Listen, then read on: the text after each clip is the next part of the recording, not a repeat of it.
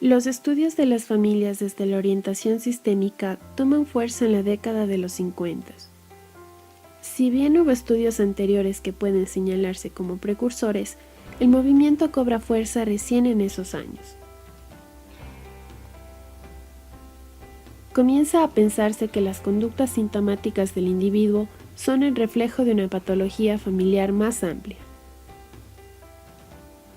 Recién en la década de los 60 surge la terapia familiar de óptica claramente sistémica. Es entonces cuando surgen tres grandes escuelas tradicionales dentro de la terapia sistémica. La escuela de Palo Alto con Václavic y Bateson. La escuela estructural cuyo principal representante es Salvador Minuchin. Y la escuela de Milán con Salvini Palazzoli como su máxima figura. Las distintas escuelas de terapia familiar sistémica se apoyan en una epistemología rica, aunque no siempre homogénea, debido a que algunos de sus conceptos básicos provienen de ámbitos relativamente independientes.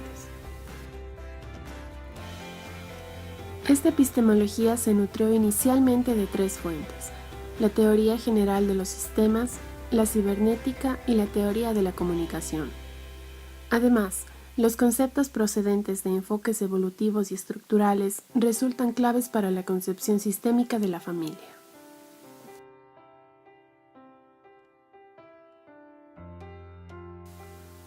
La teoría general de los sistemas es un enfoque interdisciplinario y por lo tanto aplicable a cualquier sistema, tanto natural como artificial.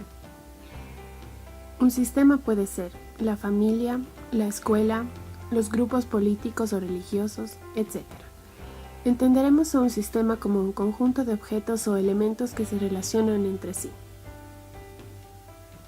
Al trabajar con una orientación sistémica, el foco debería centrarse sobre el sistema más que sobre el individuo, particularmente en relación a las dificultades y temas que la familia trae a terapia.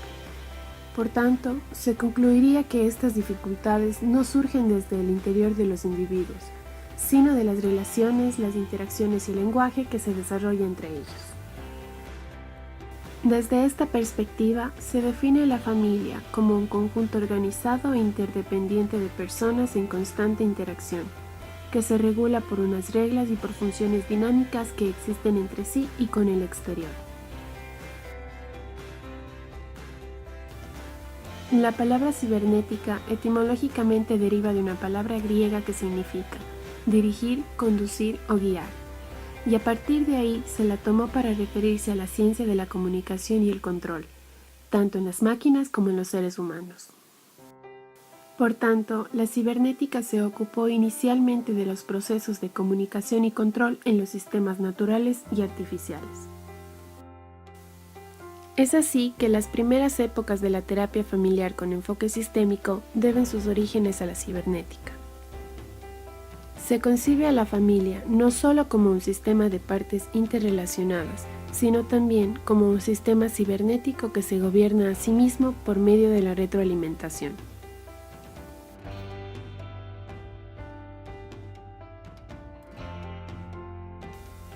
Con los estudios anteriores de la teoría general de los sistemas y de la cibernética, se puede concluir que los sistemas están organizados en interrelación entre sus partes, y estos con otros sistemas en interacción interna y externa. Los estudios se desarrollaron y focalizaron en la relación entre el emisor y el receptor, en la cual la comunicación actúa como mediadora. Posterior a estos estudios, aparece la inquietud de conocer cómo surge la interacción entre los seres humanos tomándolo como sistema. A partir de estas inquietudes, nace la teoría de la comunicación humana. Gregory Bateson se une a estos estudios y plantea que al comunicarnos no solo transmitimos información, también establecemos una relación. La comunicación no se refiere solamente a la transmisión verbal, explícita e intencional de un mensaje. La comunicación incluye todos los procesos a través de los cuales la gente se influye mutuamente. Actualmente, además de las escuelas sistémicas clásicas, se puede mencionar a los movimientos constructivistas y narrativistas, quienes en general plantean una actitud menos directiva e intervencionista por parte del terapeuta.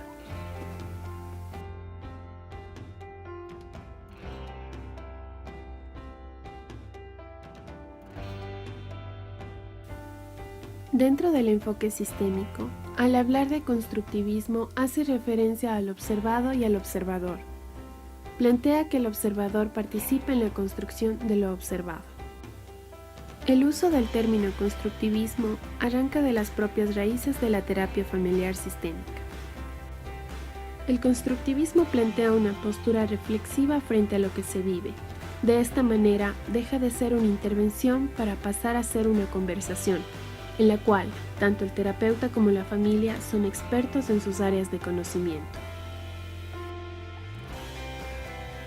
Esta postura implica un cambio en la relación, la cual deja de ser vertical como se plantea en el modelo de atención tradicional y pasa a ser en gran parte horizontal, ya que el terapeuta no es el experto, sino que es una persona que acompaña a las familias en su caminar. Se trata entonces de una persona que también tiene sus alegrías y tristezas, pero que aún así está dispuesta a recorrer ese camino junto al otro, con benevolencia por sus hechos, tratando de comprenderlo y de tenderle una mano, para que ese otro pueda avanzar en su propio caminar. De esta manera, el terapeuta es antes que nada un ser humano, y la aceptación de esto contribuye a que la familia pueda verse de una manera más humana también. Esto constituye un giro de 180 grados en la visión del proceso terapéutico, ya que la atención pasa de estar centrada en la familia a estar centrada en el terapeuta y en el sistema que forma con la familia.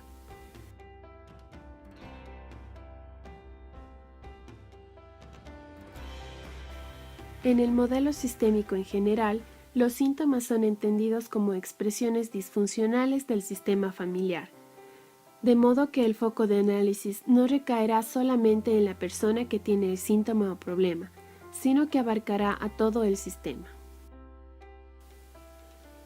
Todas las escuelas ponen especial interés en las conductas y en los patrones de intercambio entre los miembros que componen el sistema, es decir, los integrantes de la familia. Se focaliza en general en las interacciones y pautas repetidas que marcan un estilo de vinculación entre los miembros. La solución de los problemas o síntomas se encuentran en estrecha vinculación con las relaciones y pautas que establecen los miembros del sistema entre sí. Por eso se trabaja fundamentalmente con los patrones disfuncionales de interacción familiar.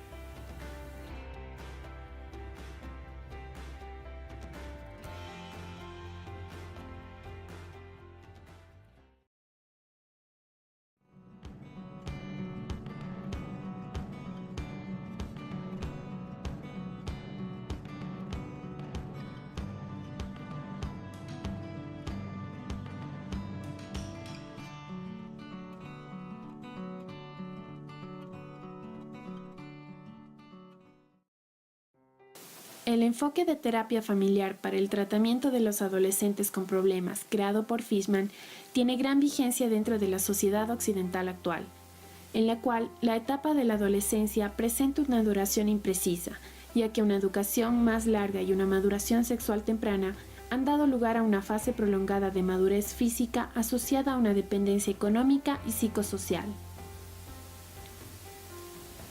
Fishman estima que la terapia familiar sistémica es un enfoque adecuado para ayudar a los adolescentes y sus familias a superar los problemas que entraña enfrentarse a una difícil etapa del ciclo vital.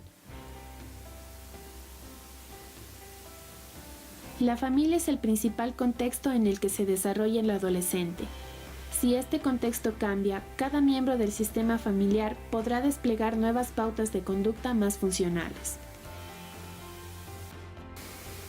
Por consiguiente, este enfoque terapéutico no contempla a la familia como un estorbo externo del que el terapeuta deba deshacerse, sino como un recurso que es preciso potenciar para facilitar el restablecimiento del adolescente.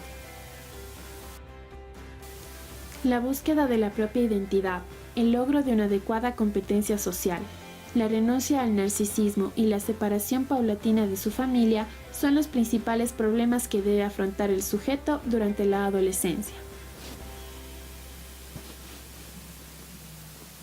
El adolescente busca su identidad dentro de un contexto familiar y social en el que los demás miembros de la familia también están adaptándose a una nueva etapa de su ciclo vital. A diferencia de las concepciones tradicionales para las que la adolescencia implica la ruptura del vínculo padre-hijo, la terapia familiar sistémica promueve una gradual renegociación de ese vínculo, desde la autoridad asimétrica de la niñez hacia una reciprocidad en la edad adulta. Por esta razón, en el tratamiento de un adolescente con problemas, el terapeuta observa las interacciones familiares que se manifiestan en la sesión y afianza el proceso de formación de la identidad de los integrantes de la familia, fomentando la negociación entre la generación de los padres y la generación de los hijos para crear relaciones flexibles. La familia permite aprender y mantener reglas de interacción social adecuadas o inadecuadas, que se generalizan más tarde a las situaciones externas. Sin embargo, también los sistemas sociales que rodean a la familia pueden contribuir a generar o mantener pautas conductuales funcionales o no funcionales. En consecuencia, ante la presencia de un síntoma de un adolescente, conviene abordar no solo los patrones familiares de interacción, sino también los sociales, interviniendo en el medio externo para corregir patrones disfuncionales que a su vez afectan el sistema familiar. El adolescente se caracteriza por considerarse el centro de atención familiar. Cuando presenta conductas problemáticas, el narcisismo propio de esta edad le hace sentirse omnipotente, de tal forma que juzga innecesario adaptarse a las realidades sociales.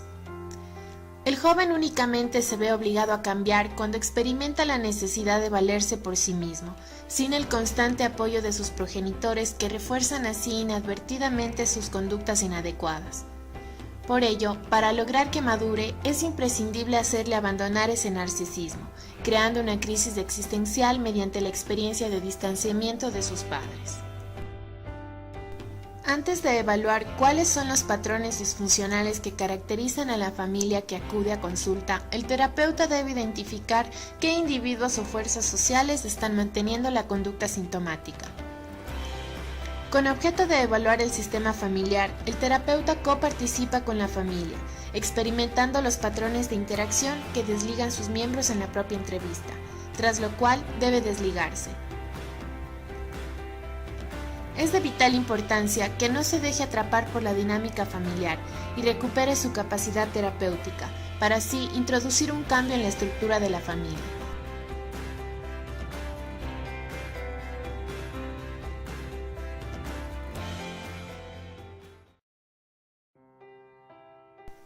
En los últimos 30 años, la familia se ha convertido en una institución inestable y como consecuencia, el adolescente recurre más a sus amigos y hermanos estando influido por ambos. En este sentido, se ha constatado que en las familias con hijos delincuentes se produce una renuncia a la autoridad parental. Usualmente, los padres son ineficaces, no porque se sientan incómodos al ejercer su autoridad, sino porque hay un patrón crónico de desacuerdo entre ellos que debilita su poder ejecutivo. El objetivo terapéutico es cambiar las relaciones perturbadas entre los progenitores y el hijo y abordar los efectos de un sistema externo que contribuye a mantener la conducta delictiva.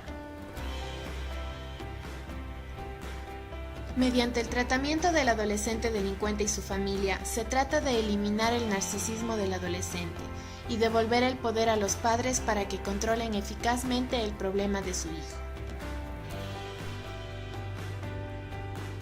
El mundo de sus amigos puede poner al descubierto la vitalidad y las emociones que obtiene el adolescente de la delincuencia. Dicho contexto exterior actúa negativamente manteniendo y potenciando la conducta delictiva. La intervención intentará fortalecer la jerarquía parental para contrarrestar y regular la influencia de los amigos. Los padres deben ayudar a su hijo a encontrar un contexto extrafamiliar que refuerce las facetas no delincuentes, impidiendo el contacto con aquellos sectores que favorezcan el comportamiento delictivo. El terapeuta debe tener en cuenta la habilidad del adolescente para manipular a los padres, amenazándolos con no volver a casa si se muestran firmes al imponer normas de conducta. El propósito no es devolver la autoridad a los padres, sino hacerlo de tal modo que impulsen a su hijo a ganarse el derecho de volver a la familia.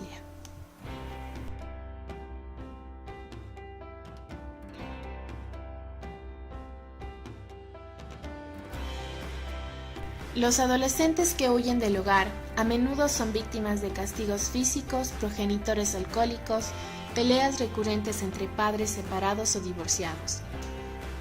En este caso, el terapeuta tiene que distinguir los problemas parentales de los adolescentes, ya que en estas familias se suele observar un patrón de evitación del conflicto a través del hijo sintomático.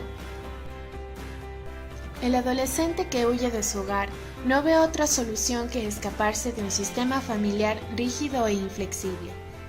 Es preciso iniciar una terapia de negociación para proporcionar opciones que permitan al joven y a sus padres encarar los problemas del desarrollo individual y familiar. El objetivo primordial de la terapia es dotar al joven de un ambiente adecuado que no le lleve a huir. La meta terapéutica es que los progenitores se vuelvan directivos, de tal modo que ejerzan su autoridad de una manera más equilibrada.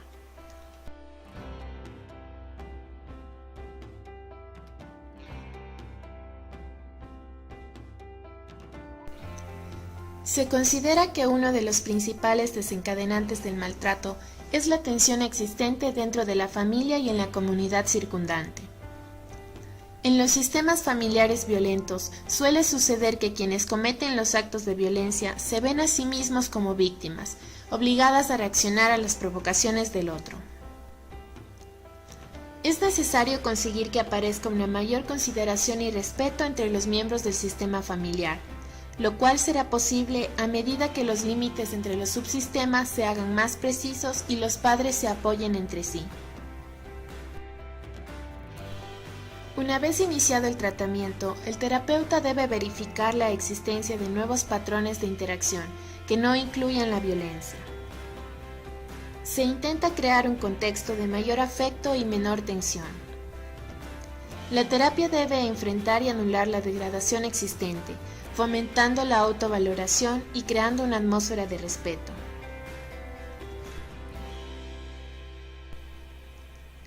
El objetivo terapéutico es conseguir que los padres ejerzan una autoridad que negocie con los adolescentes, de modo que estos se sientan respetados y libres.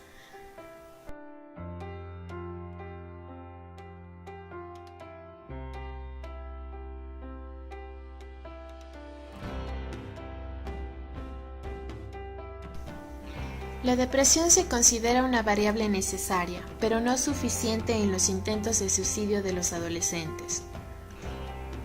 Uno de los patrones más frecuentes en el seno familiar de un adolescente suicida es la triangulación, la presencia de lealtades divididas que fuerzan al adolescente a tomar partido por uno u otro de sus padres, provocándole esto una enorme tensión. Esto genera intensos sentimientos de culpa en el hijo, quien siente que siempre traiciona a uno de sus progenitores, reduciendo así su autoestima. Además, cuando el adolescente vive en una familia que se caracteriza por una constante triangulación, rechazo y culpa, el rechazo del contexto social se torna intensamente amenazador, puesto que el adolescente no cuenta con un hogar seguro y acogedor que le brinde apoyo. El problema del suicidio hace necesario que la terapia se encamine a la consecución de las metas siguientes: cambiar la estructura familiar, modular la tolerancia al estrés, ayudar al joven a asumir la realidad existencial, evitar que los padres adopten una actitud excesivamente protectora o inconmovible hacia el adolescente y tener en cuenta la influencia del contexto exterior a la familia.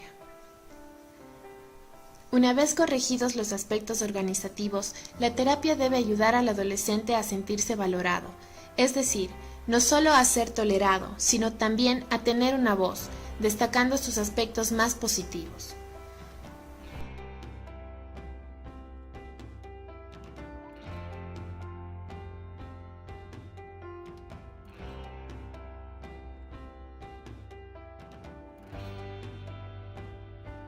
Se denomina discapacidad a cualquier condición, ya sea crónica o temporal, que perjudique el funcionamiento del individuo. Aunque únicamente una minoría de los niños y adolescentes con esta problemática experimenta dificultades graves en el desarrollo de su personalidad, sin embargo, se observa que el joven discapacitado es más vulnerable durante la adolescencia que durante la infancia. Los objetivos terapéuticos del tratamiento del adolescente discapacitado y su contexto familiar consisten en alterar las conductas de familiares que impiden al joven aumentar sus competencias. Incrementar las expectativas con respecto a las posibilidades del discapacitado. Reconocer que durante la adolescencia la familia está sometida a un fuerte estrés. Emplear recursos externos que puedan aliviar a los familiares de la carga excesiva que supone el adolescente. Atender las consecuencias negativas que suelen sufrir los hermanos. Desde la primera entrevista, el terapeuta debe actuar con rapidez para cambiar los patrones de interacción que refuerzan la discapacidad y los sustituya por otros que promuevan una mayor competencia. Es por esto que es fundamental que el terapeuta observe desde el principio posibles áreas de competencia en el discapacitado que la familia haya pasado por alto. La finalidad del tratamiento consiste en buscar un incentivo para que se supere a sí mismo o para que se relacione con otras personas de su edad, especialmente cuando es menor de edad y no mantiene contacto con ningún grupo de amigos. En el caso de un joven mayor, el objetivo es prepararlo a él y a su familia para la emancipación, si es que ésta es posible, o en el máximo grado de independencia que la discapacidad lo permita. La familia percibe la discapacidad como un estado permanente e inmutable, sin considerar que siempre hay un margen dentro del cual el discapacitado puede mejorar. Como consecuencia, esperan que su funcionamiento sea disminuido, por lo que no le impulsan a esforzarse y crecer. Es por esto que el terapeuta debe evaluar hasta qué punto las limitaciones del adolescente se deben a su contexto familiar y social, y trabajar para ampliar las expectativas de los familiares respecto al discapacitado. En este sentido, la terapia intentará fomentar toda la independencia que el individuo discapacitado y el sistema puedan alcanzar. Es importante que durante la sesión se cree una oportunidad para que la familia perciba al adolescente como una persona competente, en cualquier faceta que antes quizá desconocían o no valoraban lo suficiente.